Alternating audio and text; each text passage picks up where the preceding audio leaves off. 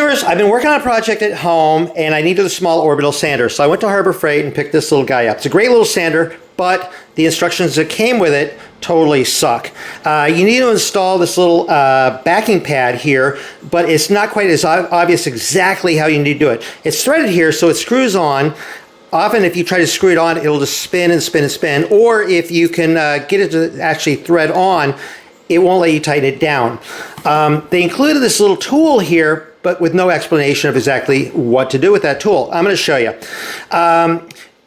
This is an orbital sander, so there's two parts that turn here. There's this outer part here, and there's this inner part there. And there's a little hole that goes from the outer part through there into a small hole on the inner part, and you got to get those lined up. And you hold those with this little tool, and then you can screw the little backing pad in there. So what you need to do is there's this little slot right down here. So what you're going to do is you're going to rotate this around until you can see the hole. It'll be up in the top of this little slot there. Don't confuse this little Allen bolt here with the hole there. So you just rotate this around, and the hole will be right at the top of there. So here's a close-up, so you can see the hole right there in the top of the slot. That's what you want. There's the Allen bolt that I mentioned. Do not use that. This is the hole you want right up there. So what you do is stick the tool into that hole right there. Now you're in through the outer part. Now you gotta get it through the inner part. So at this point, what you can do is take the little backing pad on there, start screwing it around.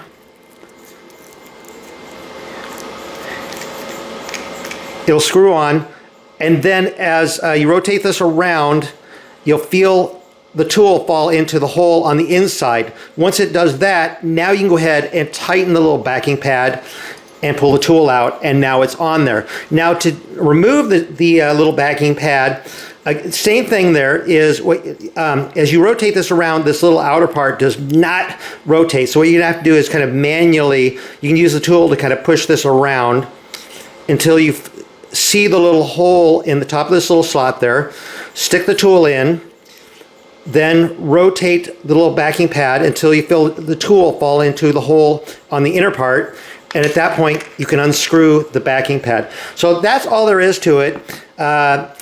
Very simple once you know actually what to do. So hopefully you found this useful or interesting. If you did, please give my video a thumbs up. If you're not subscribed to my channel, click the subscribe button and check back for videos later.